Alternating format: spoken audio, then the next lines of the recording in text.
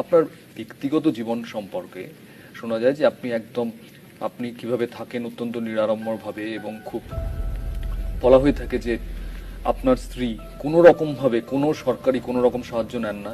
এমনকি আপনার কন্যা, তিনি প্রেসিডেন্সি কলেজে অন্য সবার সঙ্গে ভর্তির ফর্মের জন্য লাইনে দাঁড়িয়েছিলেন 2 ঘন্টা, তারপরে ফর্ম দিয়েছেন। এটা কি সত্যি? এই তো উচিত, কারণ এই যে এগুলোই তো খারাপ লাগে আমাদের দেশে। মানুষ এটা চান না যে আমি একজন মন্ত্রী, আমি সবার ওপর চাবুক ঘোরাচ্ছি। আমি একজন মন্ত্রী, তার জীবনযাত্রা এমন, আমি যে সামাজিক স্তরে আছি, আমি যে জীবনযাত্রায় অভ্যস্ত, আমি সেই অভ্যাসের বাইরে আমি যাব না মানে আমি যেতে পারবো না। আমি যে জামা কাপড় পরছি আজকে 40 বছর, আমি সেই জামা কাপড়ই পরবো, আমি এর থেকে ভালো জামা কাপড় পরতে পারবো না, অস্বস্তি লাগবে আমার। আমি যে বিছানাটায় শুই, আমি ওর থেকে বড় খাট আমার ঘুমই হবে না। আমি যে ঘরে থাকি সেখানে আমার বই ফই যেভাবে আছে, আমি কোনো ঘর ভাবতেই পারি না।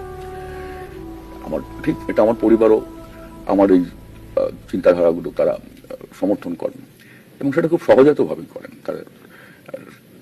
তা নিয়ে কোনো সমস্যা আমার নেই।